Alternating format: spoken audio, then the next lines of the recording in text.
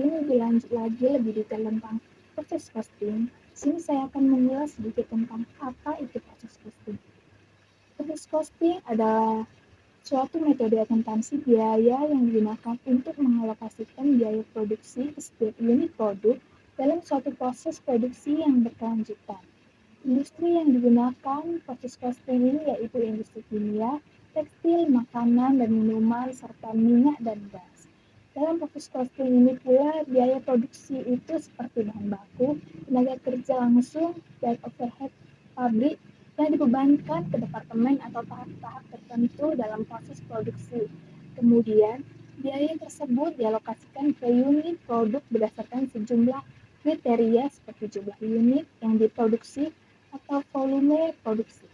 Nah, karakteristik dari proses costing itu ada 3. Yang pertama yaitu produksi massal dan kontinu, yang dimana proses produksi berlangsung terus-menerus dalam jumlah besar. Yang kedua yaitu produk yang seragam, yang dimana setiap unit produk identik dan tidak ada variasi dalam produk akhir. Nah, yang ketiga yaitu pembebanan biaya ke departemen atau tahap produksi, yang dimana biaya dibebankan ke setiap tahap produksi atau departemen.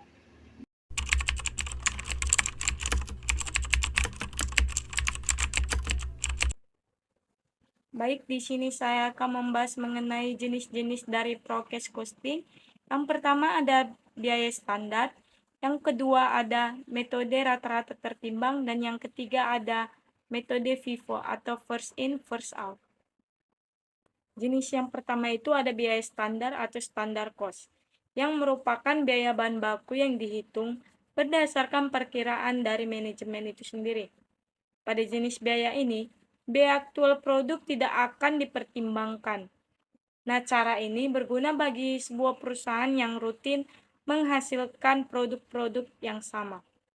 Metode biaya standar ini menggunakan biaya yang telah ditetapkan sebelumnya untuk bahan baku langsung dan biaya konversi, atau untuk biaya tenaga kerja langsung dan biaya overhead pabrik per unit produk. Nah, metode ini sangat membantu mengidentifikasi adanya selisih antara biaya aktual dan biaya standar, yang kemudian dapat dianalisis sebuah penyebabnya itu apa. Yang kedua itu ada metode rata-rata tertimbang. Nah, jenis yang satu ini akan menghitung biaya-biaya dari keseluruhan unit yang diproduksi dalam satu periode tertentu. Nah, yang kemudian membaginya dengan total biaya dari jumlah unit yang diproduksi.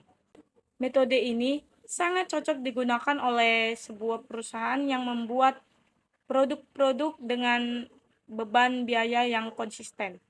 Proses costing yang ketiga itu ada metode FIFO atau first in, first out.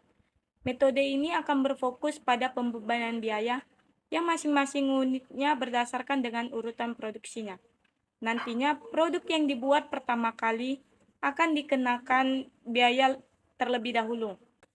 Pada metode FIFO ini berasumsi bahwa unit yang pertama kali masuk ke dalam proses produksi akan pertama kali selesai.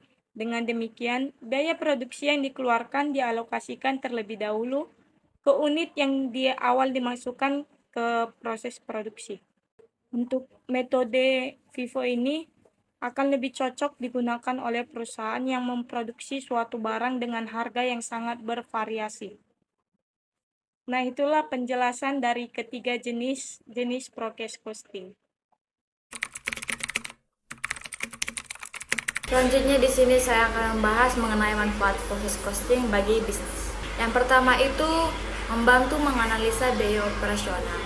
Perusahaan bisa menerapkan proses costing untuk membantu menghitung biaya produksi dengan lebih detail dan akurat, termasuk di dalamnya biaya bahan baku, biaya overhead produksi, serta biaya tenaga kerja.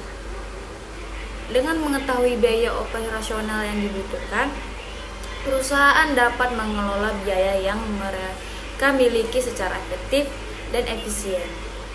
Dan yang kedua itu landasan dalam pengambilan keputusan. Tak hanya dapat membantu menganalisa biaya operasional saja, penggunaan proses costing juga akan mempermudah perusahaan dalam pengambilan keputusan. Pasalnya itu, perusahaan bisa dengan akurat mengetahui beban biaya produksi mereka sehingga mereka dapat menghindari adanya kerugian dan mengoptimalkan keuntungan perusahaan. Dan yang ketiga itu mengukur kinerja keuangan.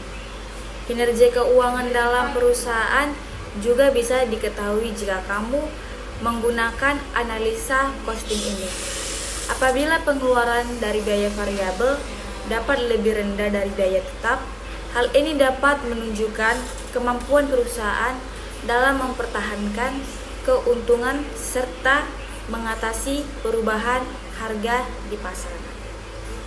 Selain itu, perbandingan biaya tersebut juga dapat dipakai untuk mengukur kinerja perusahaan dari setiap periodenya, apakah ada kenaikan stabil atau justru cenderung menurun. Keempat, yaitu membantu perencanaan dan alokasi keuangan. Proses costing dapat dioptimalkan perusahaan untuk menghindari kerugian dari pengeluaran yang tidak perlu. Hal ini disebabkan karena proses costing bisa memberikan data yang akurat sebagai acuan dalam melakukan perencanaan anggaran operasionalnya. A few moments later. Saya akan menjelaskan tentang langkah-langkah proses discosting. Yang pertama, menganalisis persediaan. Dalam menghitung biaya proses adalah menganalisis persediaan dengan mengevaluasi arus biaya persediaan dan menentukan biaya setiap proses produksi. Perusahaan dapat menentukan jumlah persediaan yang diperhitungkan pada awal periode, jumlah yang diselesaikan selama periode akuntansi, dan berapa banyak persediaan yang tersisa sebagai dalam proses akhir periode akuntansi. Kedua, konversi biaya persediaan. Pada langkah kedua, dalam menghitung biaya proses adalah mengubah setiap persediaan dianggap sebagai dalam proses akhir periode menjadi jumlah unit yang sama. Misalnya, sebuah perusahaan yang manufaktur produksi cartridge yang menetapkan sebanyak 4.200 cartridge dalam proses pada akhir periode akuntansi, dan masing-masing cartridge ini selesai 50%, maka perusahaan akan menganggap inventaris tersebut dengan 2.100 cartridge yang diproduksi. Ketiga, hitung biaya yang berlaku. Setelah mengubah jumlah persediaan yang menjadi setara dalam unit yang diproduksi, hitung biaya total baik tidak langsung maupun secara langsung yang diakumulasikan melalui proses manufaktur. Jumlah ini kemudian diterapkan antara persediaan yang selesai dan persediaan yang tersisa dalam proses. Biaya produksi tidak langsung dan langsung meliputi biaya yang persediaan pada periode awal dan biaya yang terakumulasi selama periode tersebut. Yang keempat, hitung biaya per unit. Setelah menghitung semua biaya yang terkait dengan proses produksi untuk persediaan lengkap dan dalam proses.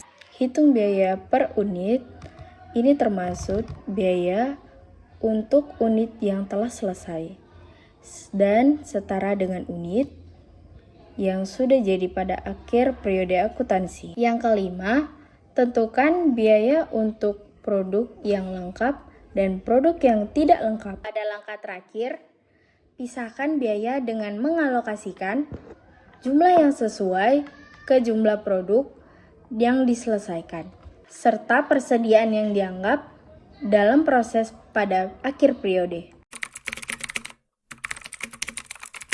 Contoh soal proses costing, yaitu pengolahan satu jenis produk melalui satu departemen. PT Raharja memproduksi produk X dengan menggunakan metode harga pokok proses dengan informasi produksi sebagai berikut. Yang pertama, masuk dalam proses 125.000 unit. Yang kedua, barang selesai 105.000 unit. Yang ketiga, barang dalam proses akhir 20.000 unit. Dengan tingkat penyelesaian biaya bahan 100%, biaya konversi 75%. Informasi biaya yang pada bulan Januari 2010 terdapat pertama biaya bahan 5 juta, Yang kedua, biaya tenaga kerja 2.400.000. Yang ketiga, biaya overhead pabrik 1.200.000. Yang diminta buat laporan biaya produksi. Yang kedua, buat jurnalnya. Untuk penyelesaiannya, kita harus menghitung unit ekivalen dan biaya per unit. Yang pertama, bahan sebanyak 105.000 ditambah 20.000 dikali 100% sama dengan hasilnya 125.000. Yang kedua, konversi 105.000 ditambah 20.000 dikali 75% sama dengan 120.000. Untuk biaya per unitnya, yang pertama bahan senilai 5 juta dibagi 125.000 sama dengan Rp40. Yang kedua, tenaga kerja 2.400.000 dibagi 120.000 sama dengan Rp20. Yang ketiga, BOP 1.200.000 dibagi 120 sama dengan Rp10. Jadi totalnya Rp70. Berikut laporan biaya produksi PT Raharja Departemen 1. Kualitas produksi. Yang pertama, masuk dalam proses 125.000 unit, barang selesai 105.000 unit.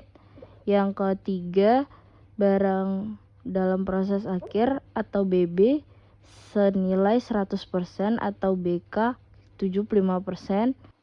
Pada biaya yang dibebankan, yang pertama jenis biayanya bahan senilai 5 juta. Yang kedua, tenaga kerja 2.400.000. Yang ketiga, bahan 1.200.000. Totalnya 8.600.000. Sedangkan biaya per unitnya Rp70. Untuk perhitungan harga pokok barang selesai ke gudang 105.000 dikali Rp70 sama dengan Rp7.350.000. Harga pokok BDP akhir, yang pertama bahan 100% dikali Rp20.000 dikali Rp40 sama dengan totalnya Rp800.000. Yang kedua, tenaga kerja 75% dikali Rp20.000 dikali Rp20 sama dengan Rp300.000. Yang ketiga, BOP 75% dikali Rp20.000 dikali Rp10 sama dengan Rp150.000.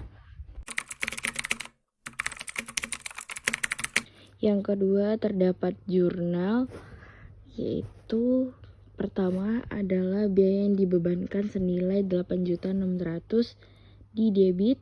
Yang kedua ada biaya bahan dikreditkan senilai 5 juta. Yang ketiga, biaya tenaga kerja dikreditkan senilai 2.400.000. Yang keempat ada biaya overhead pabrik Departemen 1 dikreditkan 1.200.000. Yang kelima, terdapat harga pokok barang selesai ke gudang senilai 7.350.000 didebitkan. Yang keenam, terdapat persediaan barang dalam proses 1.250.000 didebitkan. Biaya yang dibebankan terdapat 8.600.000 dikreditkan.